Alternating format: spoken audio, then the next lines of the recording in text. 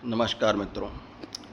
कल विपक्ष के भारी हंगामे के बीच प्रधानमंत्री, मुख्यमंत्री और मंत्री के 30 दिन तक जेल में रहने की स्थिति में स्वतः पद से हटाने से संबंधित 130वां संविधान संशोधन विधेयक लोकसभा में पेश हो गया। गृह व सहकारिता मंत्री ने विधेयक पेश करने के बाद इसे संयुक्त संसदीय समिति के पास भेजने का आग्रह किया। विधेयक को भ्रष्टाचार के खिलाफ मोदी सरकार की प्रतिबद्धता बताते हुए अमित शाह ने विपक्ष के विरोध पर तीखा कटाक्ष किया। क्या है 130वां संविधान संशोधन विधेयक, जिस पर कल दिन भर लोकसभा में बवाल मचा रहा? जानिए पूरी डिटेल। लोकसभा में प्रधानमंत्री, मुख्यमंत्री और मंत्री को 30 दिन तक जेल में रहने पर पद से हटाने के लिए 130वां संविधान संशोधन विधेयक पेश किया गया था। अमित शाह ने विधेयक को भ्रष्टाचार के खिलाफ सरकार की प्रतिबद्धता बताया और विपक्ष के विरोध की आलोचना की। वहीं विपक्ष ने इसे संघीय ढांचे के खिलाफ बताया और बीजेपी सरकार द्वारा विपक्षी नेताओं को निशाना बनाकर सत्ता के दुरुपयोग से उन्हें इस कानून में फंसाने की आशंका जताई। गृह व सहकारिता मंत्री ने विधेयक पेश करने के बाद इसे संयुक्त संसदीय समिति के पास भेजने का आग्रह किया। विधेयक को भ्रष्टाचार के खिलाफ मोदी सरकार की प्रतिबद्धता बताते हुए गृह मंत्री अमित शाह ने विपक्ष के विरोध पर तीखा कटाक्ष किया। विपक्ष ने इसका विरोध किया। इंटरनेट मीडिया एक्स पर पोस्ट कर अमित शाह ने कहा कि एक ओर प्रधानमंत्री नरेंद्र मोदी अपने आप को कानून के दायरे में लाने का संविधान संशोधन पेश किया और दूसरी ओर कानून के दायरे से बाहर रहने, जेल से सरकारें चलाने और कुर्सी का मोह ना छोड़ने के लिए कांग्रेस नेतृत्व में पूरे विपक्ष ने इसका विरोध किया। 2 बजे लोकसभा में विधेयक पेश करने के तत्काल बाद कांग्रेस व अन्य विपक्षी दलों ने इसका पुरजोर विरोध किया। बेल में हंगामा। कांग्रेस की ओर से केसी वेणुगोपाल, मनीष तिवारी और प्रेमचंदन ने विधेयक को संघीय ढांचे के खिलाफ बताया और ईडी सीबीआई का दुरुपयोग कर विपक्षी नेताओं को निशाना बनाने की सरकार की आशंका जताई।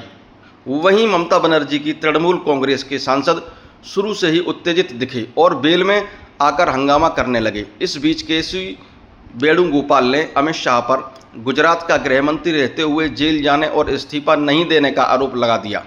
अमित शाह ने इसका तीखा प्रतिकार करते हुए स्पष्ट किया कि उन्हें कांग्रेस की तत्कालीन केंद्र सरकार ने झूठे केस में फंसाकर जेल भेजा था, लेकिन गिरफ्तारी के पहले ही उन्होंने इस्तीफा दे दिया था और अदालत से पूरी तरह से आरोप मुक्त होने के पहले कोई संवैधानिक पद स्वीकार नहीं किया। इसके बाद जैसे ही अमित शाह ने विधेयक को स्वीकार करने के लिए सदन से आग्रह किया, विपक्ष ने हंगामा शुरू कर दिया। सदन में मार्शल को बुला लिया गया। शाह के सामने पहुंचकर विपक्षी सांसदों ने विधेयक की प्रतियां फाड़कर शाह के ऊपर फेंकना शुरू कर दी। हंगामा और सत्ता पक्ष और विपक्ष में सीधे टकराव की आशंका को देखते हुए सदन की कार्रवाई को स्थगित कर दिया गया। 3 बजे फिर से कार्रवाई शुरू होने के पहले सदन के भीतर मार्शल को बुला लिया गया, लेकिन किसी भी अप्रिय स्थिति को टालने के उद्देश्य से इस बार अमित शाह पहली पंक्ति के बजाय तीसरी पंक्ति में बैठे ताकि विपक्षी सांसदों द्वारा फेंका गया कागज उन तक नहीं पहुंच पाए। शाह ने विधेयक को संयुक्त संसदीय समिति में भेजे जाने का आग्रह किया। संयुक्त संसदीय समिति में लोकसभा के 21 और राज्यसभा के 10 सांसद होंगे और उन्हें संसद की आगामी शीतकालीन सत्र के पहले अपनी रिपोर्ट देनी होगी। अमित शाह ने इंदिरा गांधी जी के कार्यकाल में 29वां संविधान संशोधन विधेयक लाकर प्रधानमंत्री के विरुद्ध किसी भी तरह की कानूनी कार्रवाई नहीं करने का प्रावधान करने का हवाला देते हुए कांग्रेस को आड़े हाथों लिया। यह प्रावधान आपातकाल के दौरान लाया गया था। अमित शाह के अनुसार कांग्रेस की नीति प्रधानमंत्री को कानून के ऊपर करने की है। वहीं भाजपा मंत्रियों, मुख्यमंत्रियों के साथ साथ प्रधानमंत्री को कानून के दायरे में ला रही है। इंदिरा गांधी जी ने यह प्रावधान आपातकाल के दौरान लाया था। संविधान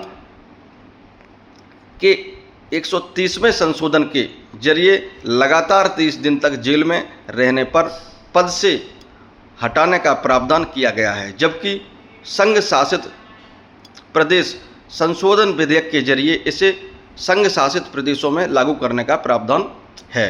तो जम्मू कश्मीर पुनर्गठन संशोधन विधेयक के जरिए इसे जम्मू कश्मीर के लिए लागू होने योग्य बनाया गया है।